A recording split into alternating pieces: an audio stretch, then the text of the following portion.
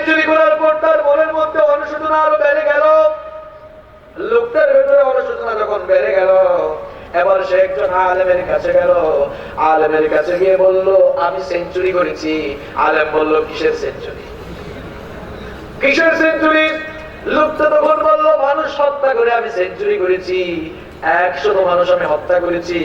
আলেম বললেন, তো আমার কাছে কেন এসেছো? লোকটা তখন বলল, আমার মনের মধ্যে অনুশোচনা কাজ করছে, আমি এখন ভালো হয়ে যেতে চাই। আমার জন্য তাওবার রাস্তা খোলা আছে নাকি? আমার জন্য ভালো হওয়ার কোনো সুযোগ আছে নাকি, কোনো ওয়ে আছে নাকি? ওই আলেম তখন বললেন, অবশ্যই আছে। তুমি যদি তোমার ভুলগুলোর জন্য, গুনাহগুলোর জন্য অনুতপ্ত হও আর আল্লাহর কাছে মাফ চাও, অবশ্যই আল্লাহ তোমাকে মাফ করবেন। লোকটা তাওবা করলো। তাওবা করার পর ওই আলেম তখন লোকটাকে বলল, খবরদার, সাবধান, তোমার এলাকায় তুমি যেও না, কারণ তোমার এলাকার মানুষগুলো বড় খারাপ। সব সময় আল্লাহর সঙ্গে নাফরমানি করে খারাপ মানুষের সঙ্গে থাকলে খারাপ হওয়ার সম্ভাবনা আছে না নাই? এই জন্য আলেম তাকে বললেন, তুমি ওই এলাকায় চলে যাও। একটি এলাকার সন্ধান দিয়ে বললেন, ওই এলাকায় চলে যাও, ওই এলাকার মানুষগুলোর সাথে বসবাস করো আর তাদের সাথে আল্লাহর ইবাদত বন্দেগী করো। লোকটা আলেমের দেওয়া নির্দেশনা মোতাবেক ওই এলাকার দিকে যখন হাঁটা শুরু করলো, কিছু দূর যেতে না যেতেই মালাকুল মউত তার রূহটাকে কবজ করে ফেললো।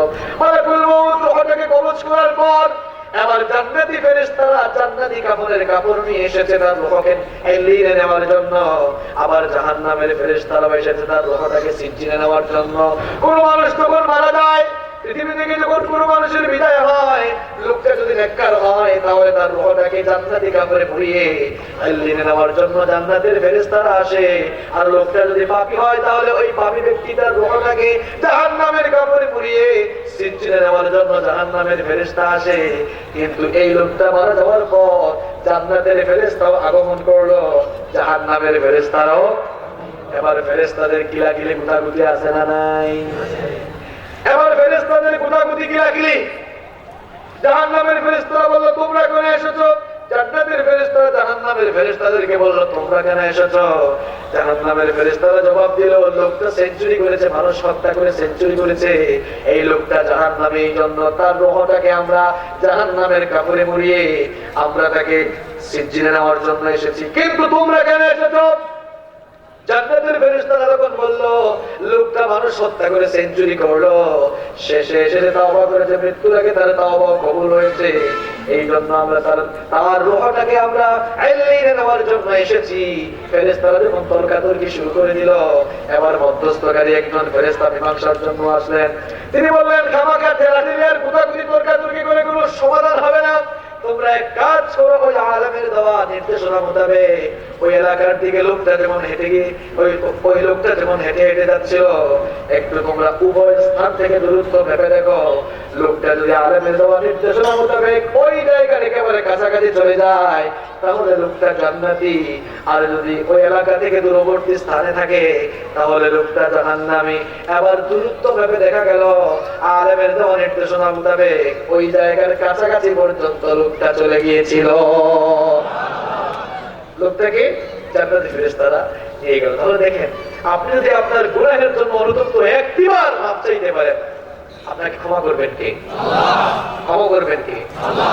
সাইয়েদনা মূসা আলাইহিস সালাম তিনি আল্লাহর সাথে কথা বলতেন, তার একটি স্পেশালিটি ছিল, ওয়া কাল্লামাল্লাহু মূসা তাকলিমা। আল্লাহ পাক মূসা আলাইহিস সালামের সাথে কথা বলেছেন। আর তিনি মাঝে মাঝে আল্লাহকে এমন এমন প্রশ্ন করতেন, খুব সাংঘাতিক প্রশ্ন। একদিন তিনি আল্লাহকে বললেন, ওগো আল্লাহ, আমার উম্মতের সবচেয়ে নিকৃষ্ট মানুষকে, ওই নিকৃষ্ট মানুষটাকে একটু দেখাও। আল্লাহ পাক বললেন, তোমার উম্মতের নিকৃষ্ট মানুষটাকে যদি দেখতে চাও এই রাস্তায় দাঁড়িয়ে থাকো, সকালবেলা ভোরবেলা যেই লোকটা প্রথমে আসবে ওই লোকটাই হলো তোমার উম্মতের সবচাইতে খারাপ লোক। সাইয়েদনা মূসা আলাইহিস সালাম আল্লাহর দেওয়া নির্দেশনা মোতাবেক ওই রাস্তায় দাঁড়িয়ে থাকলেন। সকালবেলা ভোরবেলা লক্ষ্য করে দেখলেন এক লোক তার একটা ছোট্ট ছেলেকে কাঁধে করে নিয়ে এই রাস্তা দিয়ে আসতেছিল। সাইয়েদনা মূসা আলাইহিস সালাম মনে মনে ভাবলেন, তাহলে এই লোকটাই আমার উম্মতের সবচাইতে নিকৃষ্ট লোক, খারাপ লোক। এবার তিনি বললেন, আল্লাহ বুঝলাম এই লোকটা সবচাইতে খারাপ, এবার আমার উম্মতের সবচাইতে ভালো মানুষটাকে আমি দেখতে চাই। আল্লাহ পাক বললেন, এই রাস্তায় দাঁড়িয়ে থাকো, সন্ধ্যাবেলা এই রাস্তা দিয়ে যে সবার আগে ফিরবে এই লোকটাই তোমার উম্মতের সবচাইতে ভালো লোক। এবার একটি আজব ঘটনা ঘটে গেল। সাইয়েদনা মূসা আলাইহিস সালাম তিনি লক্ষ্য করে দেখলেন, সকালবেলা যে লোকটা তার ছেলেটাকে নিয়ে এই রাস্তা দিয়ে গিয়েছিল, ওই একই লোক আবার ফিরে আসতেছে। সাইয়েদনা মূসা আলাইহিস সালামের মাথায় ধরে না, সকালবেলার নিকৃষ্ট লোক কিভাবে সন্ধ্যাবেলায় সবচেয়ে ভালো হয়। সাইয়েদনা মূসা আলাইহিস সালাম কিউরিসিটি চেপে রাখতে না পেরে আল্লাহকে বললেন, আল্লাহ ব্যাপারটা বুঝলাম না, সকালবেলার সবচেয়ে খারাপ মানুষ বিকাল বেলার সবচেয়ে ভালো মানুষ হয়ে যায় কেমনে? আল্লাহ পাক তখন বললেন, আমার নবী মূসা এই লোকটা সকালবেলা তার ছোট্ট ছেলেকে নিয়ে যখন জঙ্গলের ভেতরে প্রবেশ করেছিল, তার ছোট্ট ছেলে তার বাবাকে বলেছিল, আমার বাবা এই জঙ্গলটা কত বড়। বাবা ছেলেকে জবাব দিয়েছিল, বাবার জঙ্গলটা তো অনেক বড়। ছেলে তখন বাবাকে আবার প্রশ্ন করলো, বাবা গো জঙ্গলের থেকে কি বড় কিছু নাই নাকি? বাবা তখন বললো, জঙ্গলের চাইতে ওই পাহাড় বড়। ছেলে আবার প্রশ্ন করলো, পাহাড়ের চেয়ে বড় কি আছে? বাবা তখন বললো, পাহাড়ের চাইতে ওই মাথার উপরের আকাশ বড়। ছেলে তখন বললো, আকাশের চাইতে কি বড় কিছু নাই নাকি? ওই লোকটা তখন চুপ হয়ে গেল, নিশ্চুপ হয়ে গেল, চুপ হয়ে চোখের পরে ছেড়ে দিয়ে চিৎকার করে করে কান্না করে আমার কাছে ফরিয়াদ করেছিল। আর তার ছেলেকে বলেছিল, আমার কলিজার টুকরা ছেলে শোনো, ওই সুবিশাল আকাশের চাইতে আমার পাপের পরিমাণ আরো বড়। লোকটা যখন চিৎকার করে তার চোখের পানি ছেড়ে দিয়ে এত সুন্দর করে তাওবা করলো, তোমার উম্মতের সবচাইতে নিকৃষ্ট মানুষ তার তাওবা কবুল করে, আমি আল্লাহ তাকে মাফ করে তোমার উম্মতের সবচাইতে ভালো মানুষ বানিয়ে দিলাম। এই জন্য আপনি যদি ভুল করি আর আপনার ভুলগুলো বুঝতে পেরে যদি অনুতপ্ত হয়ে অস্ত্রসিক্ত হয় না, অবনত মস্তকে মাফ চাই, আমাদের জীবনের গুনাহগুলো মাফ করে দিবেন কে? বেশি বেশি কাঁদবেন, কম কম হাসবেন। চোখের পানির খুব পাওয়ার, চোখের পানির খুব পাওয়ার। গোটা পৃথিবীর সমুদ্র আর মহাসমুদ্রের পানি দিয়ে জাহান্নামের আগুন নেভানো যাবে না। কি বলেন, নেভানো যাবে নাকি? গোটা পৃথিবীর সমুদ্র আর মহাসমুদ্রের পানি দিয়ে জাহান্নামের আগুনকে নেভানো যায় না, কিন্তু চোখের পানির পাওয়ার, চোখের পানির দাম এত বেশি। আপনি যদি 2 ফোঁটা চোখের পানি ফেলে দিয়ে একটিবার আল্লাহর কাছে মাফ চান, ওই 2 ফোঁটা চোখের পানি নাকের ডগায় আসার আগে জাহান্নামের আগুন আল্লাহ নিভাইয়া দেবে। চোখের পানির পাওয়ার খুব বেশি। আপনার বাবার জন্য হুজুর এমনকি কাবা শরীফের মুফতি আর ইমাম দোয়া করলে কবুল হইতে পারে, না হতে পারে। 50-50 গ্যারান্টি আছে, আবার গ্যারান্টি নাই। কিন্তু চোখের পানি এত পাওয়ার দেখেন, আপনার বাবার জন্য যদি আপনি আপনার 2 ফোঁটা চোখের পানি ছাড়তে পারেন, ওই 2 ফোঁটা চোখের পানি আপনার মা বাবার কবরের জাহান্নামের আগুন চিরতরে নিভিয়ে দেবে। চোখের পানির খুব দাম, এই জন্য চোখের পানি ঝরাবেন। চোখের পানি ঝরিয়ে ঝরিয়ে যদি আমরা আমাদের গুনাহগুলোর জন্য আল্লাহর কাছে মাফ চাই, আমাদেরকে মাফ করে দিবেন কে? এজন্য আল্লাহ পাক কোরআন কারীমের 4 নম্বর সূরা সূরাতুন নিসা এর 110 নম্বর আয়াতের মধ্যে বললেন, ওয়া মান ইয়ামাল সুআন আও ইয়াজলিম ফাসাআও ইয়াজলিম নাফসাহু থুম্মা ইয়াস্তাগফিরিল্লাহা ইয়াজিদিল্লাহা গফুরান রাহিমা।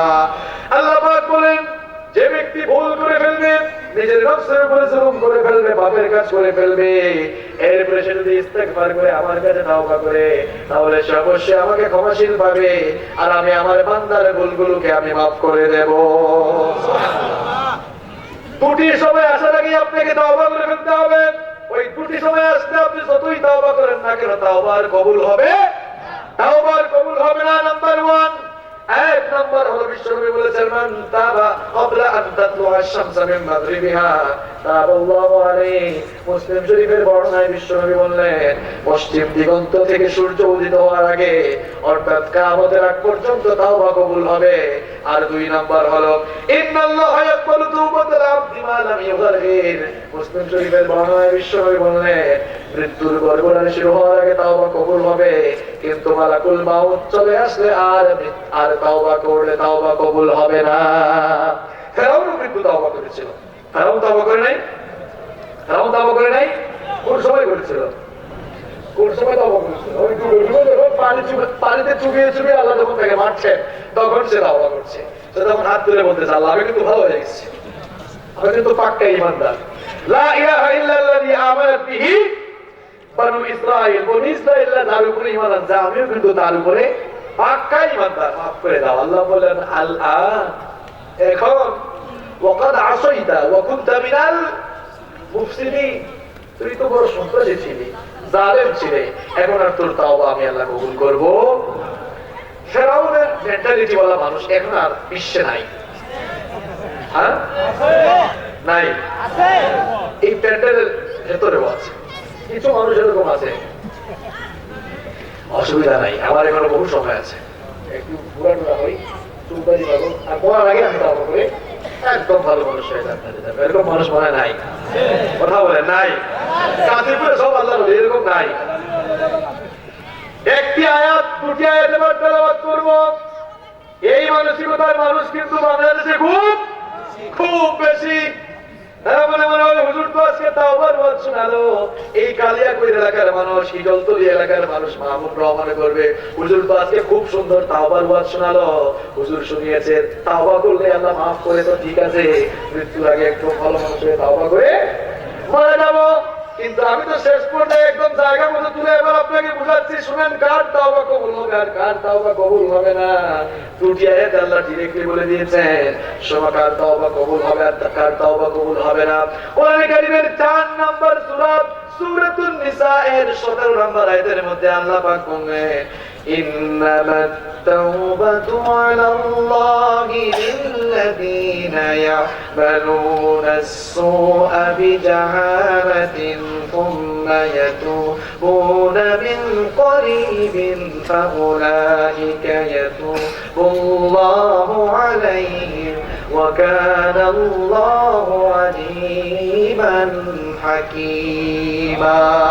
আল্লাহ পাক বলেন আমার জিম্মায় তাদের তাওবা কবুল হয়, আমি আল্লাহ তাদের তাওবা কবুল করি যারা অজ্ঞতাবশত ভুলবশত অনিচ্ছাকৃতভাবে ভুলের কাজ করে ফেলে, আর ভুল করার সাথে সাথে দেরি করে না, সঙ্গে সঙ্গে তাওবা করে, এদের তাওবা কবুল করেন কে? এদের তাওবা আল্লাহ কবুল করেন। আর আল্লাহ বলছেন এবার শোনো কাদের তাওবা জীবনে কবুল হবে না। আল্লাহ বলছেন ওয়ালাইসাতিত التوبة للذين يعملون السيئات حتى إذا حضر أحدهم الموت قال إني تبت الآن ولا للذين يموتون وهم كفار أولئك أعتدنا لهم عذابا أليما। আল্লাহ পাক বলেন এদের তাওবা জীবনেও কবুল হবে না, এদের তাওবা আমি কবুল করি না যারা ইচ্ছে করে সারা জীবন গুনাহ করেছে এই উদ্দেশ্যে মরার সময় আসলে করে ভালো হয়ে যাব। ভালো করে শুনে আল্লাহ বলতে এদের তাওবা জীবনেও কবুল হবে না। ইচ্ছে করে করে যারা কন্টিনিউ প্রত্যেকদিন গুনাহ করেছে, সে জানে অশ্লীল ভিডিও ইউটিউবে দেখলে গুনাহ হবে, এরপরেও দেখে সে জানে নামাজ ছেড়ে দিলে গুনাহ হবে, সে জানে মিথ্যা বললে গুনাহ হবে, জনগণের সঙ্গে প্রতারণা করলে গুনাহ হবে, মানুষের হক মেরে খেলে গুনাহ হবে, সেইগুলো জানে, জানার পরেও যারা ভুলগুলো করে, আর এই ভুলগুলোর উপরে যারা অটল থাকে, অবিচল থাকে, উদ্দেশ্য হলো মরার আগে হুজুরের তাওবা করে একদম খাঁটি ঈমানদার হব।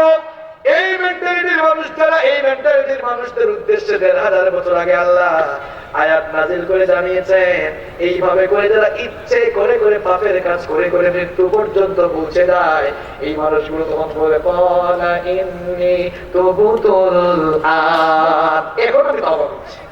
আল্লাহ বলেন তোর তাওবা করার এখন সময় হয়েছে, শোন আবার আমি তোকে কি বলছি। ولا للذين يموتون وهم كفار أولئك أعتدنا لهم عذابا أليما।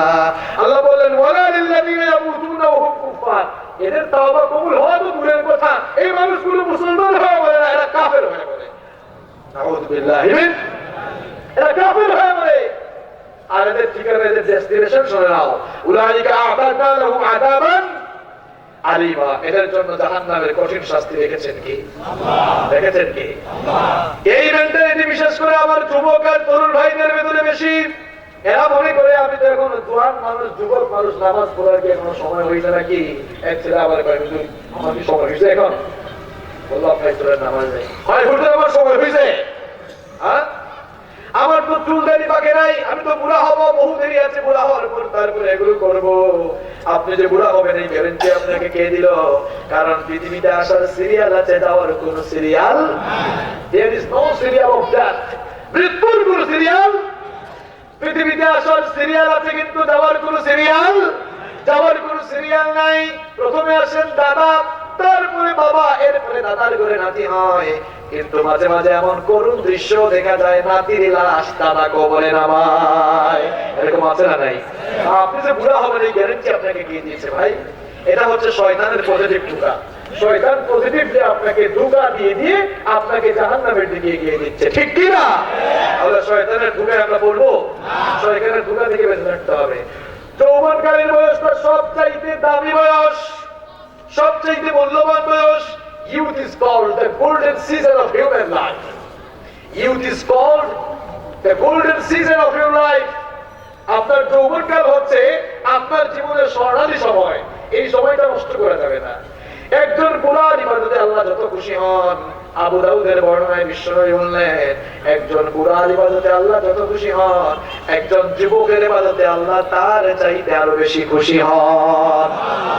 যৌবনকালী ইবাদতের দাম আল্লাহর কাছে সব চাইতে বেশি। আমার আগেই তো আলোচনা করলেন বাইজুর রহমান ভাই, তিনিও বলেছেন এই হাদিসটি বিখ্যাত হাদিসের 3টি গ্রন্থে এসেছে, বুখারী, মুসলিম এবং তিরমিজিতে এসেছে। 7 শ্রেণীর মানুষকে আল্লাহ পাক কিয়ামতের দিন আরশের ছায়ায় জায়গা দিবেন। এর মধ্যে এক শ্রেণীর মানুষ হলো তারা ওয়াশাবুন নাশাআ ফি ইবাদাতিল্লাহ, যেই যুবকগুলো যৌবনকাল আল্লাহর ইবাদতে কাটিয়েছে। সুবহানাল্লাহ। যারা যুবক আর তরুণ ভাইয়েরা, এই শয়তানের পজিটিভ ঢুকাই যেন আপনারা পড়ে না যান। শয়তান তো পজিটিভলি আপনার মাথার ভেতরে ঢুকিয়ে দিয়েছে, এখন তো সময় হয় নাই। শরীরে শক্তি আছে, আমোদ ফুর্তি করো, মন যা চায় তাই করে যাও, এরকম শয়তানের পজিটিভ ঢুকায় আমরা বলবো না ইনশাআল্লাহ। আল্লাহ আমাদেরকে শয়তানের পজিটিভ ঢুকা থেকে বাঁচাও, শয়তানের সকল কুমন্ত্রণা থেকে আমাদেরকে বাঁচাও। প্রিয় ভাইয়েরা, আবার তাওবা কবুলের 5টি শর্ত রয়েছে। জোরে বলেন কয়টি? 5টি। তাওবা কবুলের 5টি শর্ত রয়েছে। এই 5টি শর্ত ফিল আপ করে, 5টি কন্ডিশন ফিল আপ করে আপনার তাওবাকে কবুল করবেন কে? আমাদের দেশে অনেক মানুষ আছে কয় হুজুর তাওবা করতে হলে তো আমি তো তাওবা করার নিয়ম জানি না, তো তাওবা করতে হুজুর লাগবে, মসজিদের হুজুর নিয়ে আসে না, তাওবা করতে হলে হুজুর নিয়ে আসতে হবে না। তাওবা কবুলের এই শর্তগুলো আপনি ফিল আপ করলে আপনার তাওবা কবুল করবেন কে? আল্লাহ। নাম্বার 1, 1 নাম্বার হচ্ছে গুনাহের জন্য লজ্জিত হও। গুনাহের জন্য কি হওয়া? লজ্জিত হওয়া। মনে রাখতেছেন তো আপনারা? নাকি একটা দিয়ে ঢুকে অন্য গান দিয়ে বের করে দিচ্ছে? 1 নাম্বার হচ্ছে গুনাহের জন্য লজ্জিত হওয়া। 2 নম্বর হচ্ছে আপনি যে একজন পাপী এই স্বীকৃতি দেওয়া। আপনি একজন পাপী, আপনি পাপ করেছেন এই স্বীকৃতি দেওয়া। 3 নম্বর হচ্ছে এবার আপনি আপনার গুনাহের জন্য অনুতপ্ত হওয়া। 4 নম্বর হলো ওই গুনাহের জন্য মাফ চাওয়া এবং পুনরায় ওই গুনাহ করবেন না, এই জন্য ওয়াদা করা কার সাথে? আর 5 নম্বর হলো বান্দার হক নষ্ট করলে বান্দার কাছে মাফ চাওয়া। বান্দার হক নষ্ট করলে বান্দার কাছে, ফর এক্সাম্পল আব্দুল রউফ ভাইয়ের সাথে আমার লেনদেন আছে, ওনাকে আমি কষ্ট দিয়েছি, এখন এই হকের বিষয়টা আল্লাহর সাথে সংশ্লিষ্ট না ওনার সাথে সংশ্লিষ্ট? কথা বুঝে নাই আমার? আল্লাহর হকের সাথে সংশ্লিষ্ট বিষয়গুলো যদি আমাদের নষ্ট হয়, মাফ চাইলে মাফ করবেন কে? আল্লাহ। কিন্তু বান্দার হকের সাথে যে বিষয়গুলো সংশ্লিষ্ট, যতক্ষণ না বান্দা আমাকে মাফ করবে ততক্ষণ আল্লাহ। তাওবা কবুলের এই 5 নম্বর শর্ত হলো বান্দার হক নষ্ট করলে বান্দার কাছ থেকে মাফ চেয়ে দিতে হবে, কারণ বান্দা যতক্ষণ না আপনাকে মাফ করবে ততক্ষণ আল্লাহ আপনাকে মাফ করবেন। আপনাদের খুব কষ্ট হচ্ছে না? আমি আলোচনার শেষ পর্যায়ে চলে এসেছি। সম্মানিত ভাইয়েরা, এই তাওবা, এখন আছে তাওবা আমরা করবো কিভাবে? তাওবার শব্দগুলো ওই যে আমি বললাম একটু আগে, অনেকে বলে যে মনে হয় হুজুরকে ডেকে নিয়ে আসতে হবে, ইমাম সাহেব, মুয়াজ্জিন, খতিব সাহেব অথবা তারেক ভাই আসলে তারেক কুমার হুজুরের কাছে আমরা তাওবা করবো। মনে হয় তাওবা এরকমই করতে হয়। অথবা সরমুনার পীর সাহেব আসলে ওনার কাছে তাওবা করবো, আমার শফি সাহেব আসলে, অথবা মিজানুর রহমান আনসারী আসলে, অথবা বড় বড় আলেম আসলে, এম হাসিবুর রহমান আসলে আমরা তাওবা করবো, এরকম নাকি? তাওবার কিছু আলফাজ রয়েছে, তাওবার কিছু শব্দ রয়েছে, এগুলো শিখিয়েছেন আমাদেরকে কে? এই শব্দগুলোর মাধ্যমে, আর এই কন্ডিশন, যে 5টা কন্ডিশন বললাম, এই 5টা কন্ডিশন ফিল আপ করে এই শব্দগুলোর মাধ্যমে তাওবা করলে আপনাকে মাফ করে দিবেন কে? দেখেন, মুসলিম শরীফের বর্ণনায় হাদিস এসেছে, বিশ্বনবী সাল্লাল্লাহু আলাইহি ওয়াসাল্লামের কাছে একবার সাইয়েদনা আবু বকর রাদিয়াল্লাহু আনহু এসে বললেন, ওগো আল্লাহর নবী, আল্লিমনি দুআআন আদউ বিহি ফি সালাতি, আপনি আমাকে এমন একটি দোয়া শিখিয়ে দেন যে দোয়াটি পড়ে আমি আল্লাহর কাছে নামাজের ভিতরে মাফ চাইবো। বিশ্বনবী বললেন, ক্বালা কুল, আপনারা এই দোয়াটা পারেন। আবু বকরকে বিশ্বনবী যে দোয়াটি শিখিয়েছিলেন, এই দোয়াটি কিন্তু আপনাদের প্রায় সবারই মুখস্থ আছে। বিশ্বনবী বললেন, ওগো আবু বকর, নামাজের ভিতরে তুমি এই দোয়াটি আল্লাহর কাছে পড়েন আপনারা আমার সাথে। আল্লাহুম্মা ইন্নী যালামতু, পড়েন, আল্লাহুম্মা ইন্নী যালামতু নাফসি যুলমান কাসীরা ওয়া লা ইয়াগফিরুদ যুনুবা ইল্লা আনতা فاغفر لي مغفرة من عندك وارحمني إنك أنت الغفور الرحيم। কি চমৎকার দোয়া! আমরা তো বুঝি না, না বুঝার কারণে আমাদের ভেতরে, আমাদের অন্তরে কোনো ফিলিংস কাজ করে না। এই দোয়াটির অর্থ যদি আপনি বুঝতেন, চোখের পানি ধরে রাখতে পারতেন না রে ভাই। কি চমৎকার দোয়া বিশ্বনবী আমাদেরকে শিখালেন। একটা বার যদি আপনি এই দোয়াটা বুঝতে পারতেন, আল্লাহর কসম করে বললাম, নামাজের ভেতরে আপনি কাঁদতে কাঁদতে বেহুশ হয়ে যেতেন। আপনি বুঝেন না বলে আপনার অন্তরে কোনো ফিলিংস কাজ করে না, কোনো আবেগ কাজ করে না। এই দোয়াটি যদি আপনি বুঝতে পারতেন, সালাম ফেরানোর আগে আপনি কাঁদতে কাঁদতে বেহুশ হয়ে যেতেন। কি চমৎকার দোয়া বিশ্বনবী আবু বকরকে শিখালেন। বিশ্বনবী বললেন, আবু বকর তুমি বলো, আল্লাহুম্মা ইন্নী যালামতু নাফসি যুলমান কাসীরা, ওগো আল্লাহ, আমি আমার নিজের নফসের উপরে অত্যধিক জুলুম করে ফেলেছি, আমি আমার নফসের সাথে অন্যায় করেছি। ওয়া লা ইয়াগফিরুদ যুনুবা ইল্লা আনতা, তুমি যদি আমাকে ক্ষমা না করো আর কেউ ক্ষমা করতে পারবে না। কি বলেন? এবার গোলামের মতো দেখেন, বিনয়ের সাথে আল্লাহকে আপনি বলছেন, ফাগফিরলি মাগফিরাতাম মিন ইনদিকা ওয়ারহামনি, সুতরাং তুমি আমাকে maaf করো আর আমার প্রতি তুমি রহম করো, কারণ ইন্নাকা আনতাল গফুরুর রহিম। সুবহানাল্লাহ। কারণ তুমি বড় ক্ষমাশীল, তুমি বড় দয়ালু, ক্ষমা করতে তুমি খুব পছন্দ করো। সুবহানাল্লাহ বলেন, জিকির করেন, লা ইলাহা ইল্লাল্লাহ, সুবহানাল্লাহ, আলহামদুলিল্লাহ, লা ইলাহা ইল্লাল্লাহ, সুবহানাল্লাহ,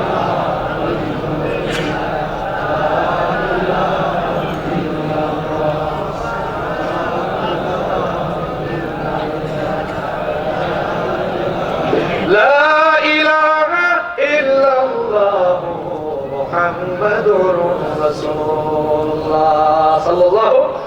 তাহলে ইস্তেগফারের তাওবার একটি দোয়া শিখলেন না আপনারা? আরো কয়েকটা শেখার দরকার আছে না নাই? ইস্তেগফারের একটি শব্দ হলো, ছোট্ট একটি শব্দ, আস্তাগফিরুল্লাহ।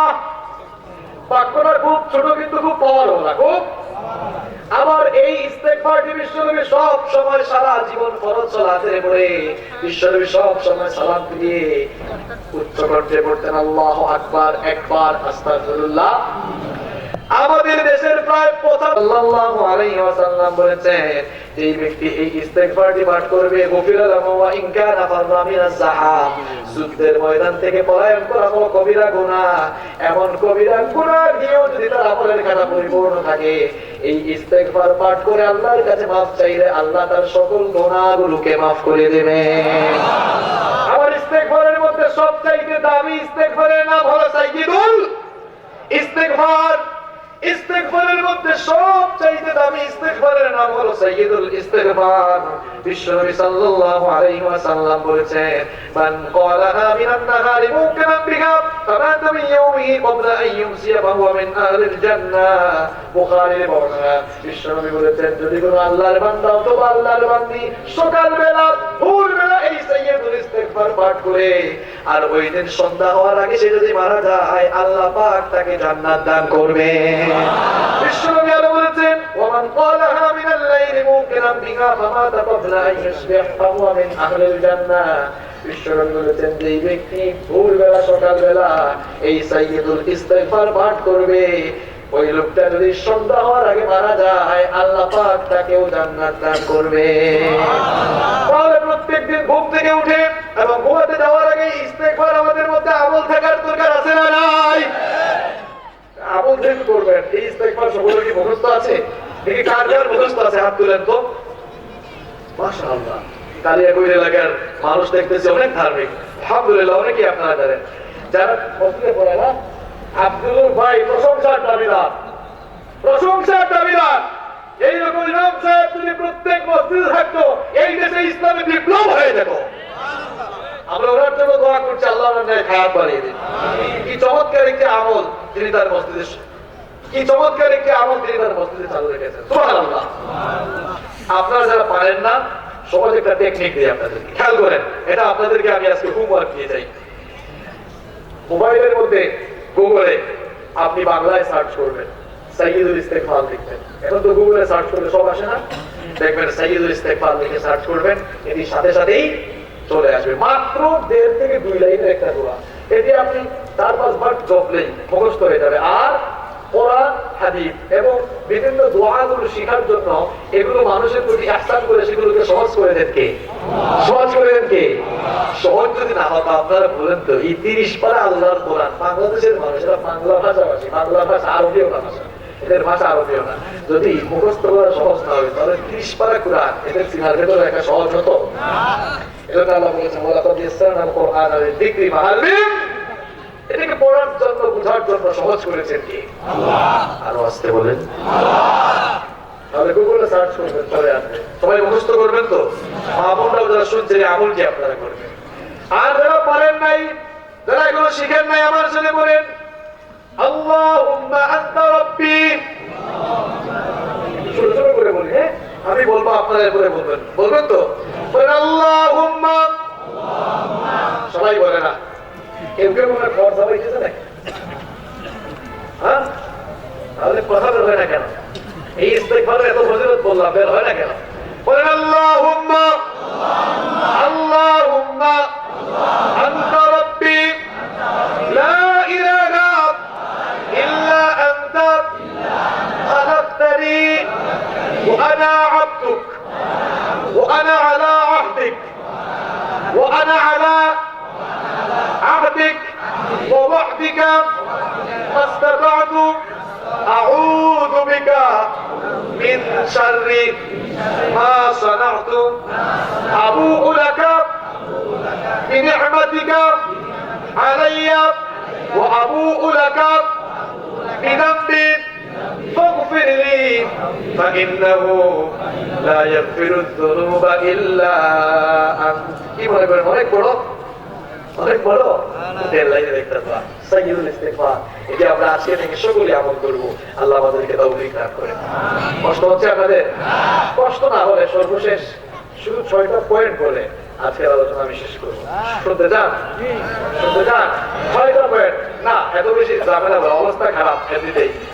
মাইকম্যানদেরকে তো আগেই আমি পরামর্শ দিয়েছি, তারা যেন কালকে মিক্সার মেশিন সহ নিয়ে আসে। 6টি ফায়দা রয়েছে তাওবা। তাওবার কয়টি ফায়দা রয়েছে? সবাই বলেন। তাওবার 6টি ফায়দা রয়েছে। 1 নম্বর হলো, আপনি যদি তাওবার মতো তাওবা করতে পারেন, আল্লাহ তো কোরআনে বলেছেন, ইন্নাল্লাহা ইয়াগফিরুয যুনুবা জামিআ, আল্লাহ আপনার জীবনের সবগুলো গুনাহকে maaf করে দিবেন। আর আসতে বলেন সুবহানাল্লাহ। তাওবার 2 নম্বর ফায়দা হলো, আল্লাহ আপনার গুনাহগুলোকে, সাইয়্যাতগুলোকে হাসানা দিয়ে পরিবর্তন করে দিবেন। কোরআন কারীমের 25 নম্বর সূরা সূরাতুল ফুরকানের 70 নম্বর আয়াতের মধ্যে আল্লাহ পাক বললেন, ইল্লা মান তাবা ওয়া আমানা ওয়া আমিলা সালিহান ফাউলাইকা ইউবাদদিলুল্লাহু সাইয়্যাতিহিম হাসানাতিন ওয়া কানা আল্লাহু গফুরার রহিমা। আল্লাহ পাক বলেন, আর যারা তাওবা করবে, ঈমান আনবে, আমল সালেহ করবে, আমি আল্লাহ পাক তাদের গুনাহগুলো তো maaf করবই, সাথে সাথে তাদের মন্দ কাজগুলোকে ভালো দিয়ে পরিবর্তন করে দেব। সাইয়্যাতগুলোকে আল্লাহ হাসানাত দিয়ে পরিবর্তন করে দিবেন। 3 নম্বর ফায়দা হলো, আল্লাহ আপনাকে দুনিয়ার উত্তম উপকরণ দান করবেন, পরকালে আল্লাহ আপনাকে উত্তম রিজিক দান করবেন। আল্লাহ পাক কোরআনে কারিমে বলেছেন, সাইয়েদনা নূহ আলাইহিস সালাম তার কওমদেরকে বলেছিলেন, ওয়া আনিস্তাগফিরু রাব্বাকুম সুম্মা তুবু ইলাইহি ইউমাত্তিউকুম মাতাআন হাসানান ইলা আজালিন মুসাম্মা ওয়া يؤتي كل ذي فضل فضله وإن تولوا فإني أخاف عليكم عذاب يوم كبير سيدنا نوح عليه السلام তার কওমের লোকদেরকে বলেছিলেন, যদি তোমরা ইস্তেগফার করো, আল্লাহর কাছে ক্ষমা চাও, তওবা করো, তাহলে আল্লাহ পাক তোমাদেরকে দুনিয়ার উত্তম উপকরণ সমূহ দান করবেন। সুবহানাল্লাহ। দুনিয়াবি নিয়ামত আল্লাহ দিবেন। পয়েন্ট গুলো মনে রাখতেছেন? এক নম্বর কি বলেছিলাম? ভুলে গেছেন। গুনাহগুলো মাফ করে দিবেন। হ্যাঁ, দুই নম্বর বলেছিলাম সাইয়্যাত গুলোকে আল্লাহ হাসানাত দিয়ে পরিবর্তন করে দিবেন। আর তিন নম্বর কি বললাম? নিয়ামত দিবেন। দুনিয়ার নিয়ামত আল্লাহ আপনাকে দান করবেন। চার নম্বর হলো আল্লাহ আপনাকে ধন সম্পদ দিবেন। আমাদের ধন সম্পদের দরকার আছে না নাই? দরকার আছে মানে? হ্যাঁ, খুব বেশি। কালিয়া কইলে যদি এক দুইটা বিল্ডিং থাকে, কয় হুজুর যদি ঢাকায় থাকতো খুব ভালো হতো। ঢাকায় হয়েছে, কয় হুজুর এখন যদি ইউকে অথবা ইউএসএ তে হইতো, আমাদের পেট আর ভরে না। এজন্য বিশ্বনবী বলেছেন, ওয়ালা ইয়ামলা ফাহু ইল্লা তুরাব। এর পেট, আদম সন্তানের পেট, মানুষের পেট সারাদিন হাত মাটি ছাড়া আর কিছু দিয়ে ভরবে না। পাইলে শুধু আরো পাইতে চায়, আরো চাই, আরো চাই। এরকম আছে না নাই? এই চাওয়া আল্লাহ আপনার পরিপূর্ণ করবেন, তবে সেটা আল্লাহ নিয়ামত দিয়ে ভরে দিবেন, কারণ নিয়ামত দেওয়ার মালিক কে? আমার চার নাম্বার ফায়দা হলো আল্লাহ আপনাকে মাল সম্পদ দিবেন, আর আপনাকে সন্তান, ভালো সন্তান, চক্ষু শীতলকারী সন্তান দিবেন। কোরআন কারীমের ৭১ নম্বর সূরা, কোরআন কারীমের ৭১ নম্বর সূরা, সূরা নূহ ১০ নম্বর আয়াতের মধ্যে আল্লাহ পাক বলেন, ফাকুলতুস্তাগফিরু রাব্বাকুম ইন্নাহু কানা গাফফারা ইউরসিলিস সামাউ আলাইকুম মিদরারা ওয়া ইউমদিদকুম বিআমওয়াল وبنين ويجعل لكم جنات ويجعل لكم أنهارا سبحان الله তুমি ইস্তেগফার করো, আল্লাহ বলছেন আকাশ থেকে তোমাদের জন্য বৃষ্টি নাযিল করবেন কে? আল্লাহ। বৃষ্টির মালিক কি শেখ হাসিনা, ডোনাল্ড ট্রাম্প? বৃষ্টির মালিক কে? আল্লাহ বলছেন ইস্তেগফার কর, ইস্তেগফার কর, তাহলে তোমাদের জন্য আকাশ থেকে বৃষ্টি নাযিল করবেন কে? আল্লাহ। এরপরে তোমাদেরকে নেক সন্তান, চক্ষু শীতলকারী সন্তান দিবেন কে? আল্লাহ। আর তোমাদের জন্য জান্নাত, জান্নাত কারণে জান্নাত এবং নদ নদী প্রবাহিত করে দিবেন কে? আল্লাহ। তাওবার ৫ নম্বর উপকারিতা হলো, বিশ্বনবী বলেছেন, মান লাজিমাল ইস্তিগফার জাআলাল্লাহু কানা দিকিম মুখরাজা। তাওবার ৫ নম্বর উপকারিতা হলো আল্লাহ পাক আপনার থেকে সকল সংকীর্ণতাকে দূর করে দিবেন, আল্লাহ পাক আপনাকে সকল বিপদ আপদ থেকে বাঁচিয়ে দেবেন। আমাদের বিপদ আছে না নাই? বিপদ আছে না নাই? দুশ্চিন্তা আছে না নাই? টেনশনে তো ঘুমে আসে না রাতের বেলা, টেনশনে ঘুমে আসে না। তাওবার ৬ নম্বর শর্ত হলো ওমিন কুল্লি হাম্মিন ফারাজা, সব টেনশন দূর করে দিবেন কে? আল্লাহ। আর তাওবার ৬ নম্বর ফায়দা হলো, বাইহাকির বর্ণনায় বিশ্বনবী বললেন, ওয়া মিন হাইথু ওয়ারিজকুহুম ওয়ারাযাকাহুম মিন হাইথু লা ইয়াহতাসিব। মানুষেরা তো রিজিক চায়, আল্লাহ পাক বলেন তার ধারণাতীত জায়গা থেকে আমি তাকে রিজিকের ব্যবস্থা করে দেব। তাহলে চৈত্র উপকারিতা। আজকে তাওবা নিয়ে কেন কথা বললাম? আজকে রাস্তা দিয়ে আসার সময় যা দেখলাম, আজকে যা দেখলাম, এই দেশে যা হয়েছে, আমাদের কপালে যে দুর্দশা নেমে এসেছে, এই দুর্দশা থেকে আমরা যদি নিস্তার পেতে চাই, তাহলে গণহারে ইস্তেগফার করা প্রয়োজন, ঠিক কি না? আমরা যারা এসেছি, আমরা প্রত্যেকই গুনাহগার, কুল্লু ইবনে আদম খাত্তা ওয়া খায়রুল খাত্তাঈন আত-তাওয়াবুন। মানুষ মাত্রই পাপী, আর পাপীদের মধ্যে আল্লাহ তাদের কি ভালোবাসেন, যে পাপীগুলো আল্লাহর কাছে তাওবা করে মাফ চায়। সুবহানাল্লাহ। আমরা গুনাহগার, আজকে তো মাফ চাই, আজকে প্রথম দিন, কালকে আপনারা কিছু ওয়াজ শুনবার অসুবিধা নাই, আজকে তাওবা করে আপনাদেরকে লাইনে তুলে দিয়ে দেয়। আজকে আমি তাওবা করার জন্য তাই দিলাম, যতগুলো কথা বললাম, আল্লাহ প্রথমে আমাকে, আর আপনারা যারা শুনলেন, আমাদের প্রত্যেককে আমাদের প্র্যাকটিক্যাল লাইফে প্রত্যেকটি কথা আমল করার তৌফিক আল্লাহ দান করুন। মাহফিল কমিটির বক্তব্য থাকলে আমরা শুনবো, না থাকলে আমরা ইস্তেগফার করে সরাসরি মোনাজাতে প্রবেশ করবো। কেউ উঠবেন না, এতক্ষণ আলোচনা শুনলেন, মোনাজাত করি আমরা আজকে বাড়ি যাবো ইনশাআল্লাহ।